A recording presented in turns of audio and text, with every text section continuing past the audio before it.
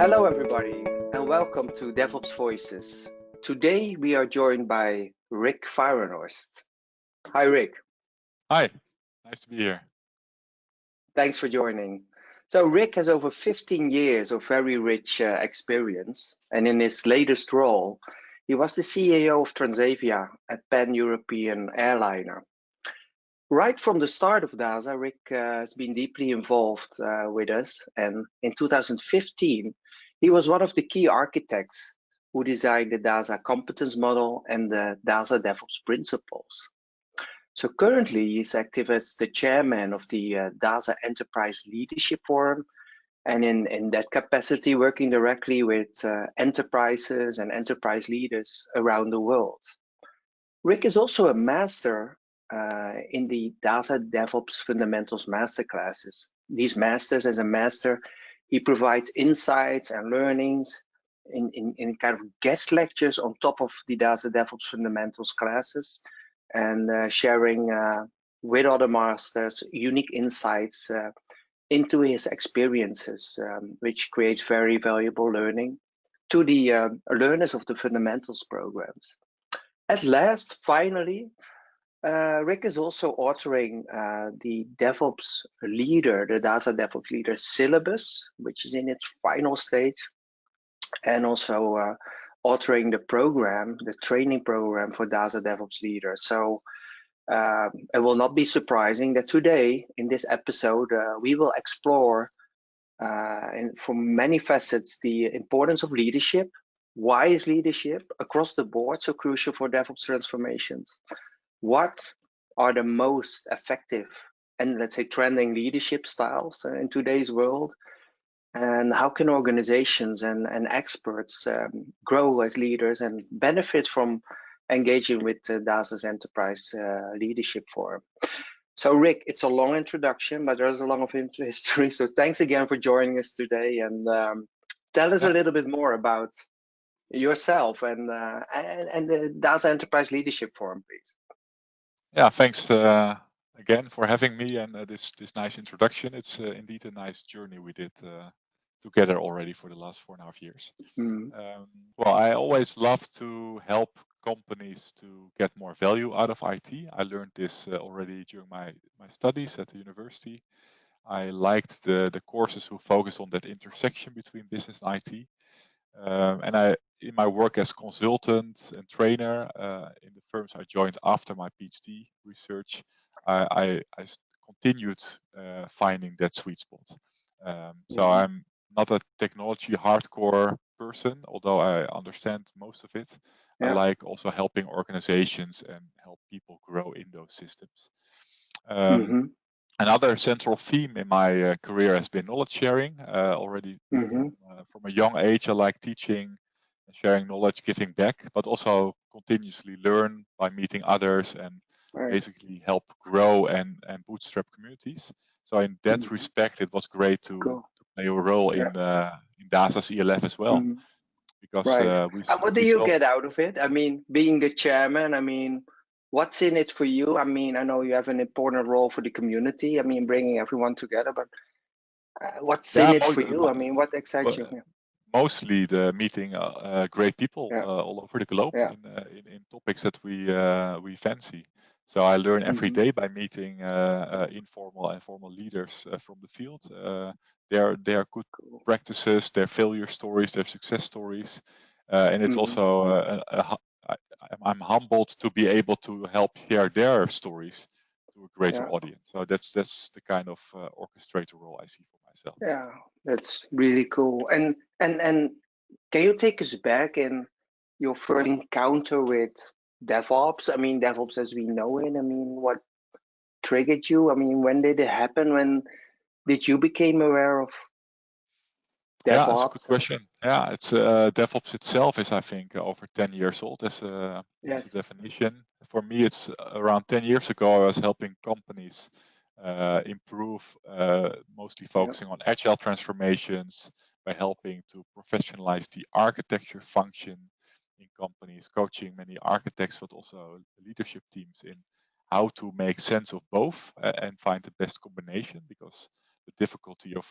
architecture, enterprise or IT architecture can sometimes be that you overdo it, that you come up with all kinds of rules or abstractions and meta models and frameworks, while at the same time companies wanted to become more agile and responsive and put more autonomy lower in the organization, and that sometimes was not compatible with each other. So in those years, I already learned that those transformations should be much more, not so much on technology, but on the culture and the organization. When I joined Xebia in 2015, I was responsible for a team helping many enterprise transformations on the more automation side, continuous delivery, cloud platforms, modern software architectures.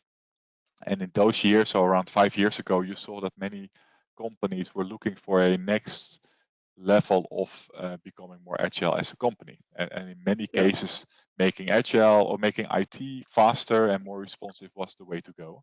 We saw as a risk to that, let's say, trend, that also a lot of vendors and software suppliers framed DevOps as a technology solution and automation thing alone.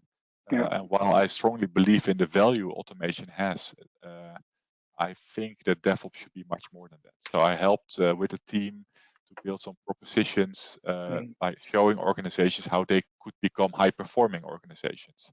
And that involved, of course, a combination between technology with people, processes, leadership. And that was also the basis for putting those elements in what we now know as the DASA Competence Framework.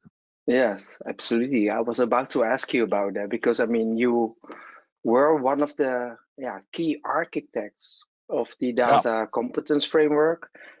I mean, can you share? I mean, how this got created? I mean, how do you, from idea to reality? I mean, how did it evolve? How did it, came together? Yeah.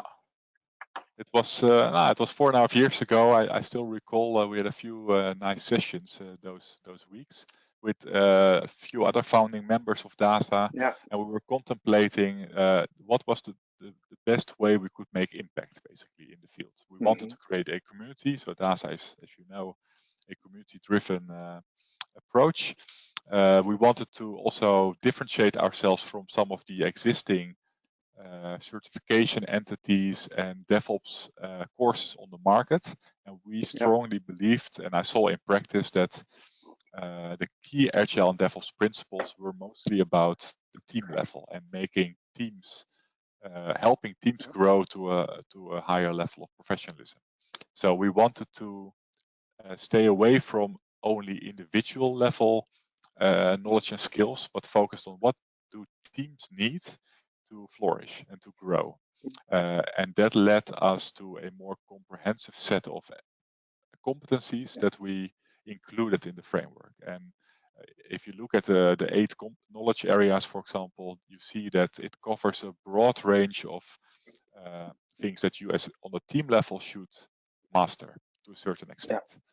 So of course, every individual needs to have broad knowledge of all of them, but in line with our vision of having T-shaped professionals, you can be more experienced and more expert in 1 or 2 of them. You don't need to become a master in all of it. But as a team, it's better to make sure you have a balanced set of knowledge and skills available. Right. Well, what did it take? This is how it happened. Mean, yes, well, what did it take to arrive to the 12? Yeah, we had a group of. I was leading this development, and I asked a few of the principal consultants in my team to help me with that. They had most knowledge on not so much only the technical automation side, but also, let's say, scars from all kinds of transformation attempts in companies, why certain things worked and others didn't.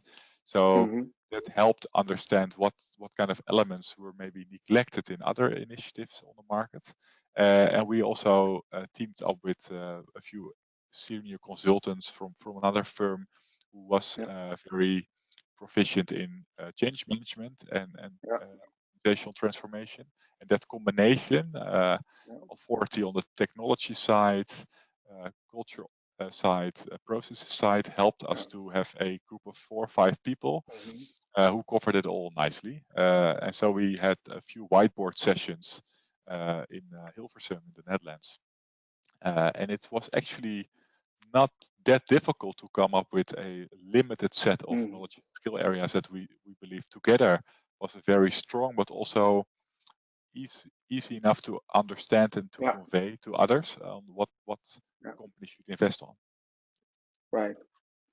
And can you briefly go through the, let's say, the skill areas, because we're talking about leadership. I mean, there are 4 more softer people-oriented areas called the skill areas, and take us through and how they relate to one another. Yeah, well, it was our strong belief from the start that just investing in the 8 knowledge areas, although important, was not enough for teams and organizations to really get to a high performance level. So we came up with what we now know as the 4 skills. And they are complementary to each other. They overlap slightly, but it's nice to sum them up indeed. The first one was we called courage, because we saw already at that time that a DevOps way of working and even an agile way of working was often not a norm in organizations.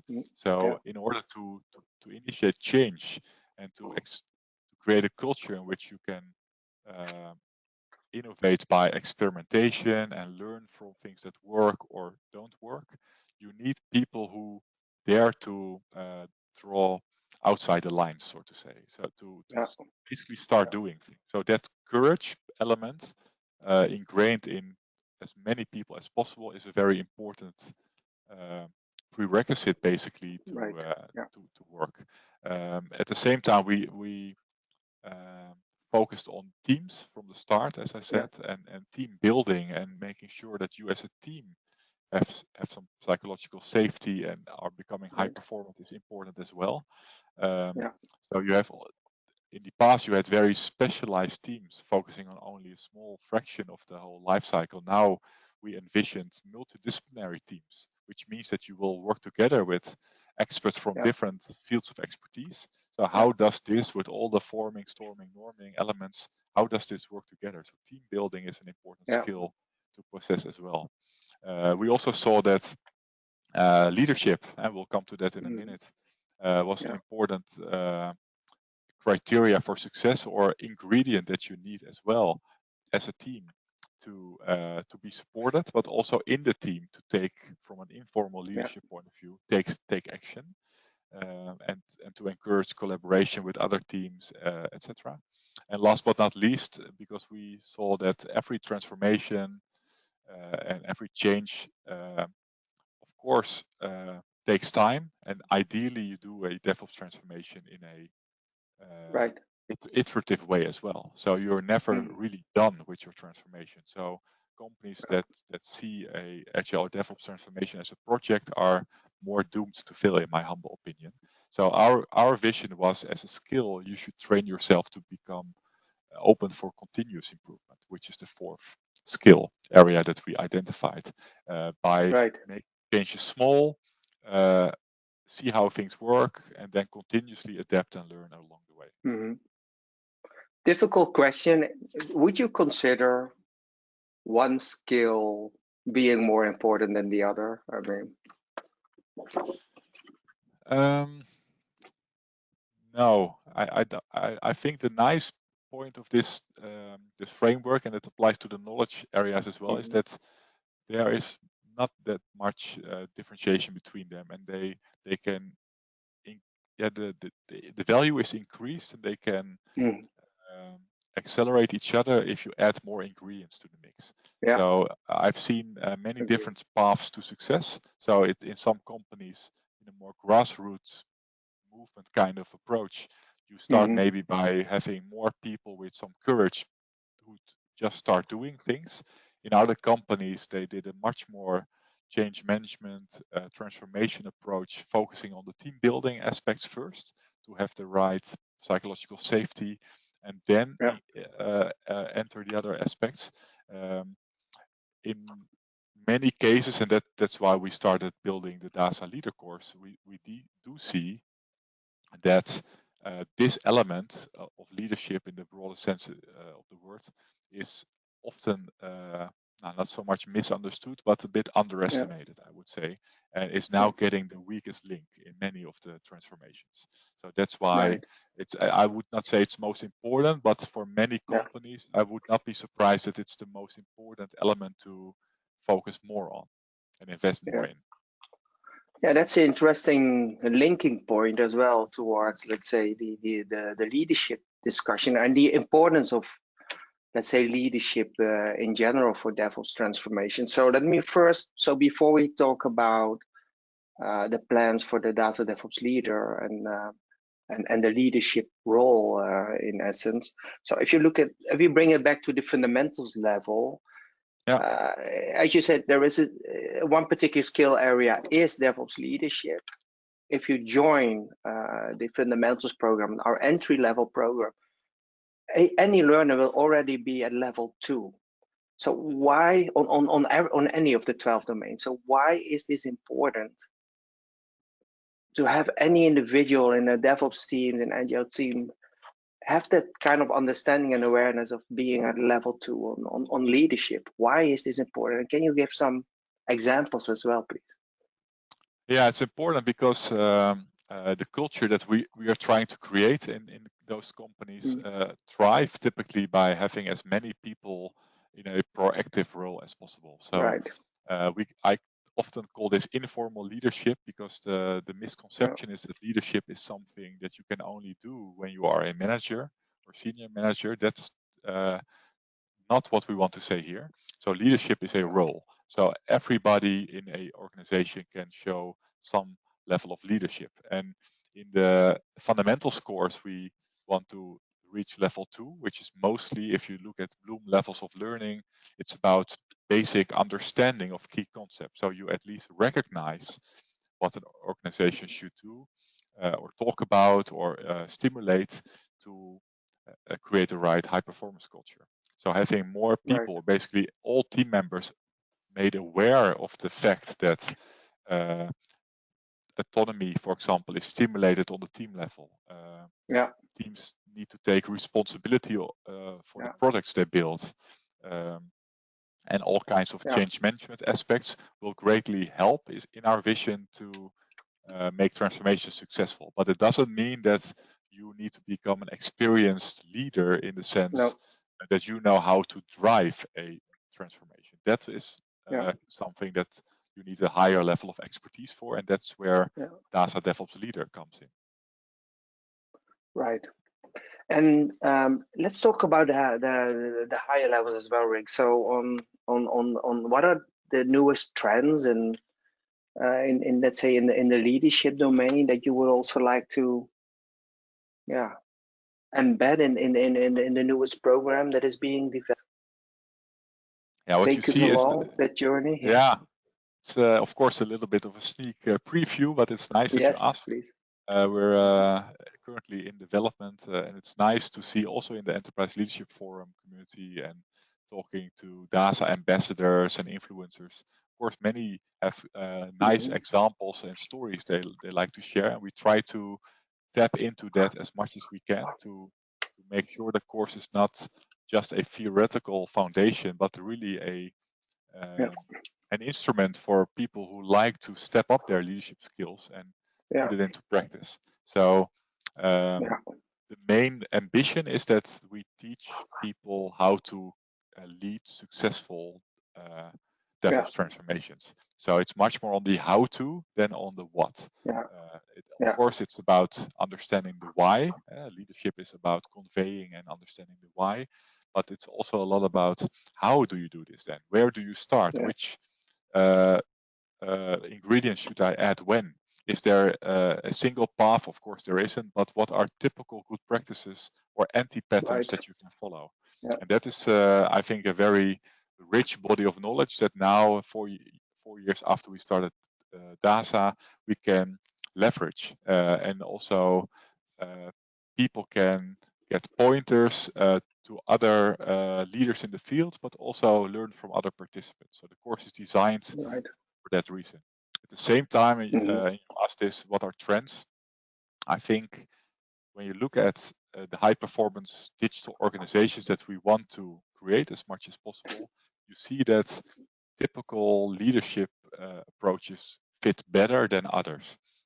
One example is that that's a trend in the leadership domain already for the last decades. The trend is, of course, to be more facilitative in nature instead of a command and control driven manager.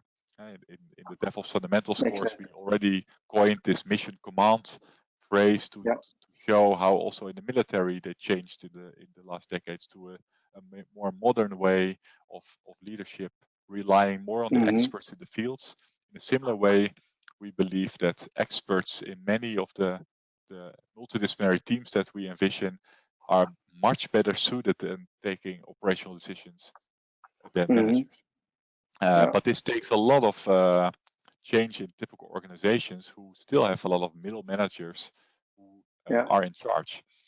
So some of the more contemporary leadership styles, like you can call it situational leadership, transformational leadership, secure-based leadership, we try to tap into many of those elements in the course, but also find a appealing and simple enough framework that helps course participants to understand how they can develop themselves, but also what kind of ingredients they should add to the culture in their organizations. And by doing it like this, we try to appeal to not only senior leaders and managers, but also people who understand where the organization needs to go to and want to play a role, even if it's an informal leadership role. Right. What can they do to accelerate the transformation from within? Right.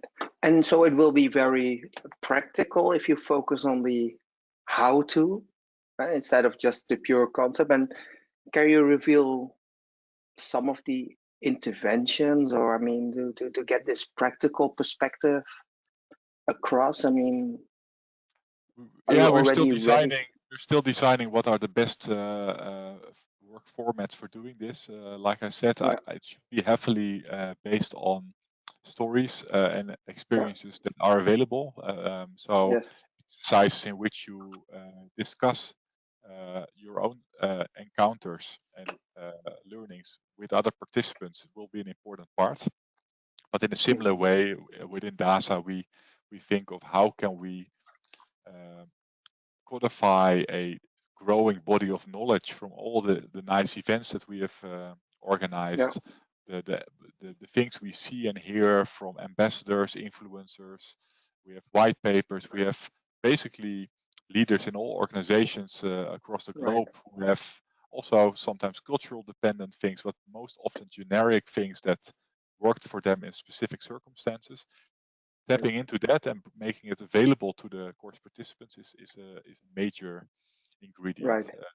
And of course, helped by some theoretical concepts and some lessons learned from those stories I mentioned that will probably trigger participants in what they should or shouldn't do themselves. Yeah. I can't wait to see more, Rik. So on a final note, can we, before, I think we already spent about, 25 minutes. So thanks for your input so far. So leadership level, I mean, DevOps coaching has become a very important and hot thing. And DASA is clearly taking the lead there. The DevOps leader, DASA DevOps leader will be a new, practical, very powerful thing. So how do you see the two roles? I mean, they are very critical for any transformation. I mean, how do you see the difference of those two roles? Can you, as a final question, please elaborate and then share with our audience, please? Yeah. Well, it is great that we have since a year now the DASA DevOps coach in the DASA ecosystem. I think it was really needed because you see many organizations struggle with where to start, but also in a consistent way getting support in those various transformation attempts and journeys. So what DASA DevOps coaches typically do, like agile coaches, but you could see them as an improved form of, or a level of coaching which is more comprehensive and wider in scope than a typical Scrum master or agile coach. DASA DevOps coaches help the transformation teams, the DevOps teams, the management level with those changes to occur, or to inspire them and pointing them in the right direction. And they're a very important asset, I would say, in the overall transformation. At the same token, you have, of course, people who are actually accountable and responsible for those changes to happen. You have managers on the senior level, and especially on the middle level, that if you don't take them on your journey, or make them leading the change, things will not happen, or will get to a grinding halt soon. So the DASA DevOps Leader course is mostly focused on this group as well.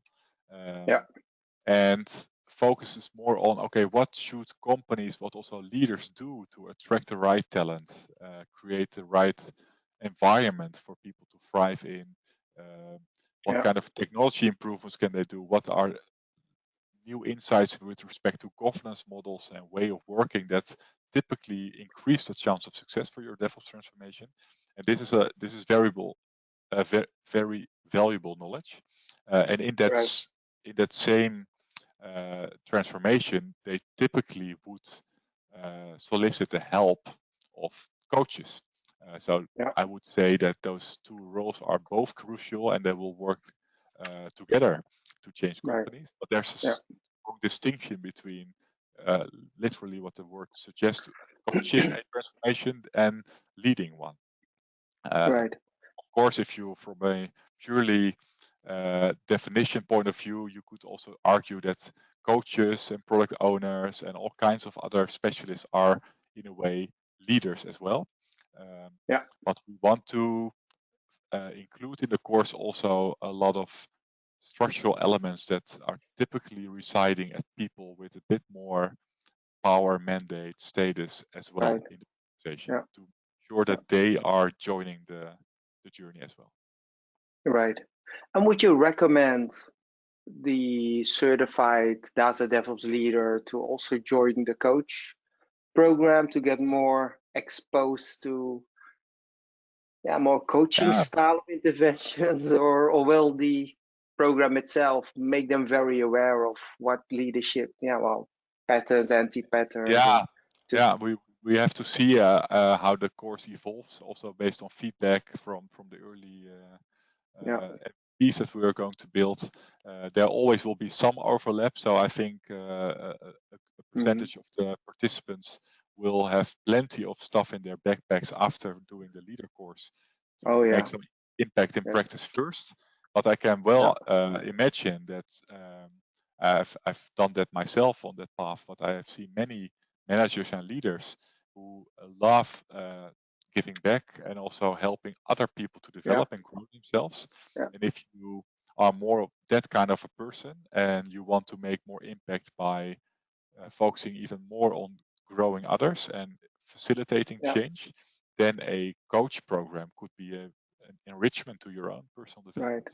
So there's no reason not to, I agree. to consider that. The interesting thing, I know from many DevOps coaches that they're very interested and keen to start joining the leadership program as well. So that's also a natural, no, not a natural extension, but I mean, it's for anybody's, let's say, learning process, an interesting next step. Bi-directional, I think it makes sense to do that. I absolutely agree. Rik, thanks a lot for today's session. It was a pleasure having you here on DevOps Voices. Talk to you soon. Have a great day, and we'll soon hear and see more from you. So thanks a lot. Talk to you soon. It was all mine. Thanks.